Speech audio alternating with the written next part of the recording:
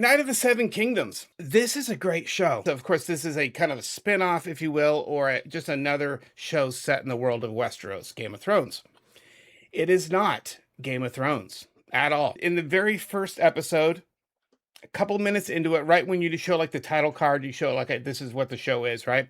Normally you have dun dun dun dun dun dun dun. Dun. You know, I did that too fast. The Game of Thrones theme song cuts in, right? They even did it for House of the Dragon. However, I loved it so much in the first episode of this show. It's not a spoiler, where that song kind of almost kicks in, but then there's a scene of him taking a dump behind the tree, and the song cuts off.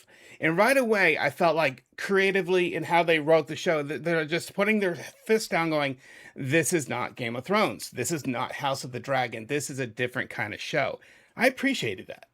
As a writer and as someone who creates stuff, I'm like, okay, you're just making a statement right there. This is not your typical Game of Thrones show. And it's not. It is a very good show.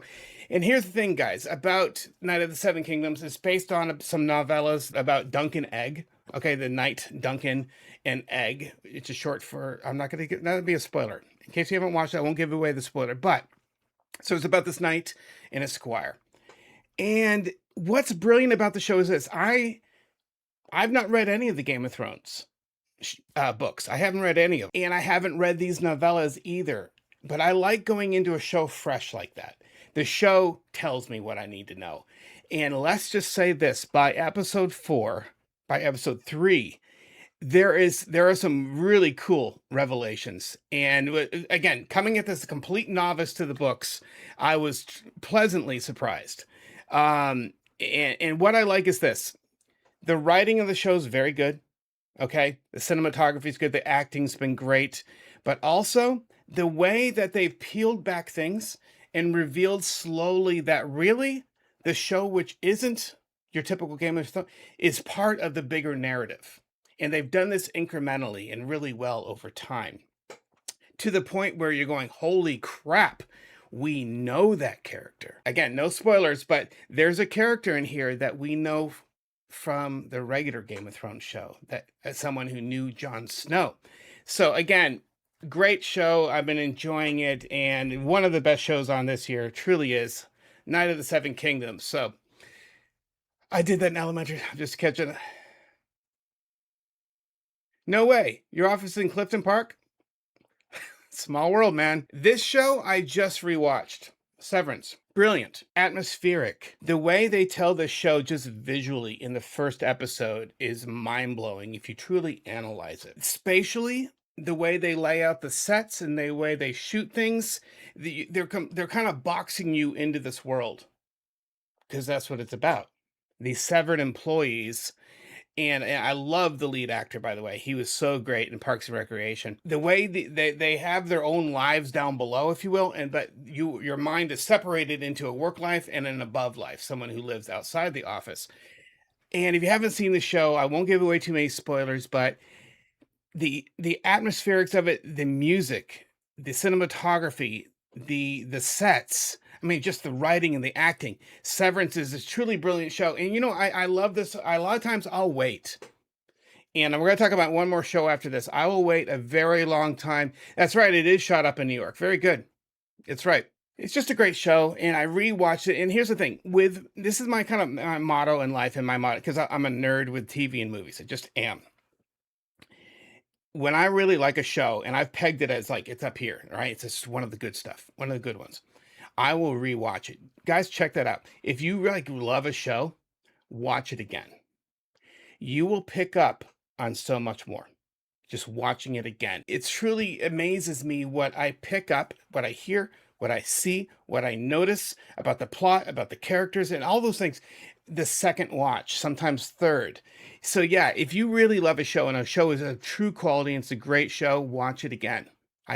All my favorite shows. One of my favorite shows ever, of course, is 12 Monkeys. My goal someday is to make a series about 12 Monkeys. Just talk about episode by episode. And I've seen that probably 20 times.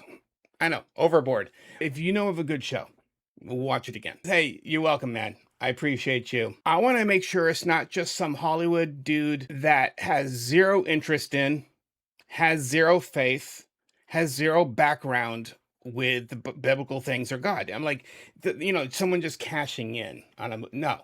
So I looked it up. All right, and the guy does this kind of work. So I'm like, okay, you're sort of in that space. Great. So I checked it out. It is a great show, and I'm bringing up House of David for a reason. In my prog rock video, I did my best off the top of my head to go back to the dawn of time, when man and women started playing music. And back then it was on a lyre, this multi-stream harp-like instrument, and there were different little hand and bell things and different small drums that you would do with your singing. It's before instruments truly came into their own. And I tried to take us back in the prog rock video to that time where music truly was created and written to worship God. And then I thought of King David, the book of Psalms. Just how important music is to God and to the Bible. The book of Psalms, 150 songs and or poems in there, and many of them are King David's, or David. David and Goliath, the guy with the sling that took out Goliath, this David. This show does a beautiful job of showing what a great musician he was, what a great singer he was, a songwriter, how he learned poetry from his mom, and he's renowned and comes before the king and queen. It just really focuses on music, the importance of music in those early days. We're talking 1,000 years before Jesus walked the earth. And I've just been enjoying it. Again, not everyone's cup of tea, and I don't expect all of you to want to watch it, but if you do like this type of entertainment, do check out the House of David. I'm glad I waited, and it's been pretty darn good so far.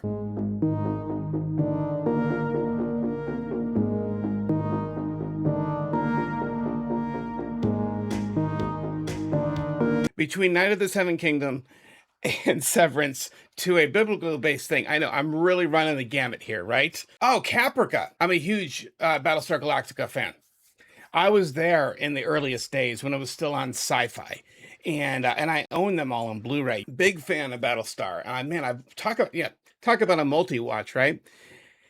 I like Battlestar so much. I've probably seen it at least 4 to 5 times all the way through. For what it was, the effects were amazing. But the acting was great. But they took something that was truly campy from the 80s, I think? Mid to late 80s. And they took something campy like that, and by updating it and taking it seriously, it became a great show. It's not without its faults. What show isn't? But I really enjoyed that. I never did get into Caprica. I tried to watch it, but it wasn't my thing. I felt somewhat removed from that. I enjoyed the complete narrative of the human race on the run with the Cylons chasing after them, but also the more they brought in the Cylons, you start to question what's good and evil and who's right and who's wrong, and you happen to be a Cylon, and they had the mystery pack of them, right? These humans, they weren't sleepers, but they're like, oh crap, I'm a Cylon. Yeah, that blending of things, it kept us on our toes, and it was a lot of fun. Of course, that's Ronald D. Moore, who co-wrote that and ran that show with his friend David. He's gone on to do Outlander. Buck Rogers. Speaking of Buck Rogers, the guy who played the president, who played the original Starbuck, I believe. I think I got that right. Okay. The old campy version, they brought him forward to be he wasn't a president. He was like a uprising type leader, and then he became president at one point. You know who he is. He is in one of the most campiest movies ever. It's on Mystery Science Theater 3000. Man, he was in some camp. Oh, that was an awful movie. She's a pretty lady. Yeah, and by the way, it's funny to see her. I love how she's shown up on Community at that kind of that Doctor Who-ish kind of thing. By the way, I love Community, guys. So on this episode of Community, Tricia Helfer was there, and that was really cool as a guest spot. But also, you probably know this, but at that wedding on the planet Squanch, guys, when I say the word Squanch, you know what I'm saying? Rick and Morty. At this weird alien wedding, Tricia Helfer and what's his name? Those two, all right, who are the big pair in that show? They played robots. I do love that, though. These shows that we love, then to see guest spots by them. And Ascension. I remember Ascension. Yeah, you guys say these, and I'm with you. Back when we had SYFY Channel, the SYFY network basically evaporated because those productions went to Netflix, went to Prime, went to these other Apple TV, went to all these other streaming outfits. The SYFY Channel just kind of whisked away, and Universal Productions just kind of gave up on it. But in those days, though, I was watching the SYFY Channel hours upon hours every week. That when I wasn't watching like superhero shows on the CW before they turned to crap, by the way. But yeah, me and my kids, we used to watch The Flash, but I'd come over here and watch BSG, and I watch Ascension to, there was a show called Defiance. I mean, I could keep going and going and going. I was a huge fan of the Sci-Fi Network. Oh, one of my favorites though.